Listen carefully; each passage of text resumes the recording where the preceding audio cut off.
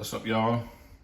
So our last session, we practiced straight lines, curved lines, and connecting points. Today, right now,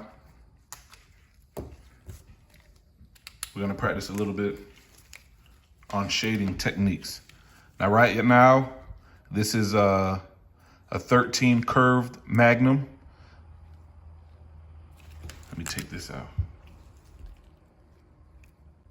You have 13 tiny needles on there, and they're stacked on top of each other in a configuration sort of like this, like a paintbrush. And the reason why it's considered curved, because as you see, the needles don't land flush across. They kind of have an arch to them, and that allows for soft edges.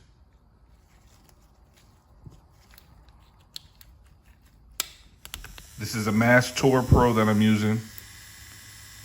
And right now I'm at 6.2 volts. Now that's the voltage I'm comfortable at, but I know a lot of you like to, inquire about what voltage I'm at just to kind of give you a roundabout. But remember, it's not a rule of thumb. Do what's comfortable for you. The main thing is not overworking or damaging the skin. So let's work. Now right now, with this triangle, I'm gonna focus on filling in this corner dark and solid without going outside of the line. So I'm gonna go in at an angle to where my needle runs flush against this outer line here. And I'm gonna do tight circular motions, or you can kind of do like a smooth back and forth motion.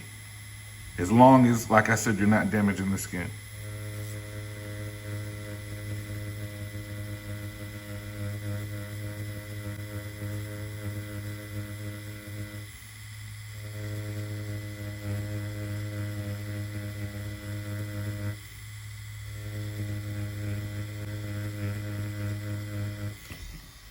You want to do tight motions to make sure you're getting a solid fill. You see that?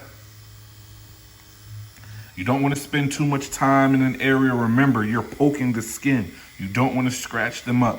If for a reason you're not getting it dark enough on the first pass, you might want to check your needle. You might want to check your machine. Sometimes you might have a machine that doesn't pack enough punch to push your needles. You know what I'm saying? You might want to upgrade. And that's why I always mention the machines that I'm using, because they're cheap and they're a good build quality. And I wouldn't recommend it if I felt like it didn't, hold up to a specific standard. But as you can see, it's dark. I'm gonna continue to work my way over. Stop blabbing. Gotta make sure y'all get this info though. Consistent, even.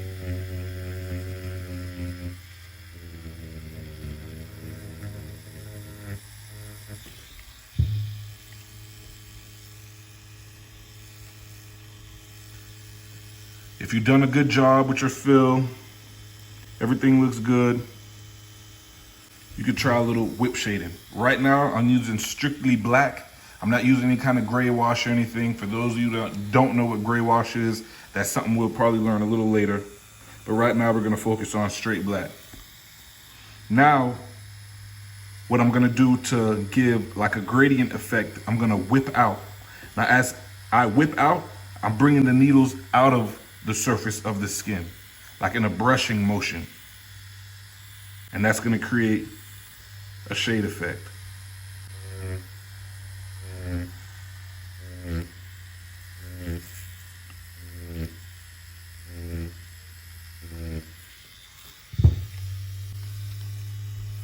See that? You can even try coming a little softer, but remember, we're using straight black. Brush.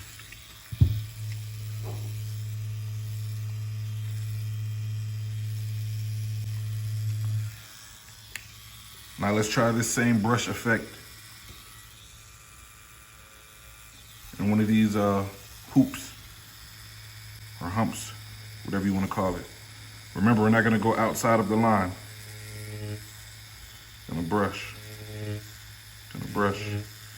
Gonna brush. Gonna brush. Now don't go too light to where your needle's not penetrating. You still want to make sure they're getting the ink. You don't want to go too shallow to where when it heals, the ink basically falls out.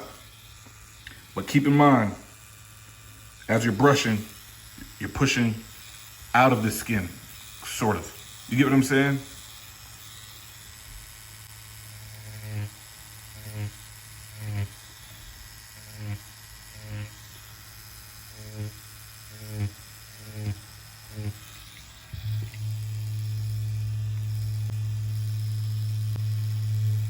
Like I always say, you're probably not going to get it right the first go around, but continue to practice and fill up an orange.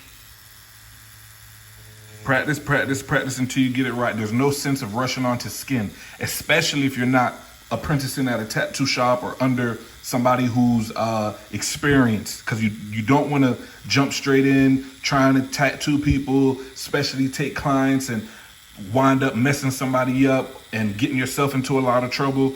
Stay on the orange. Stay on the orange. Perfect the orange. This is a craft. You shouldn't be getting into this for money. If you want to get into this to learn and perfect your craft, take your time and do that, because you don't want to get into taking in clients, trying to rush for money, end up biting off way more than you can chew. And once your name starts to get a bad rep, there's really no coming back from that. Once people start hearing that you're butchering people, you're messing up tattoos, how you gonna bounce back from that? You haven't even gotten a chance to put out good work yet. So take your time. Gonna do some more whip shading, working outwards. This time at an angle. Get a little creative with it too. Try curving the shade. Show you another one. Now with this, I'm gonna go from dark and then I'm gonna start feathering out.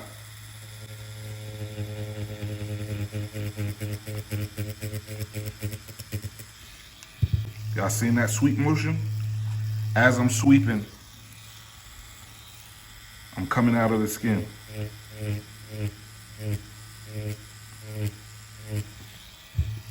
Take your time, see what you're doing. Once again, I don't expect you to master this the first go around. Take your time, do it right, practice.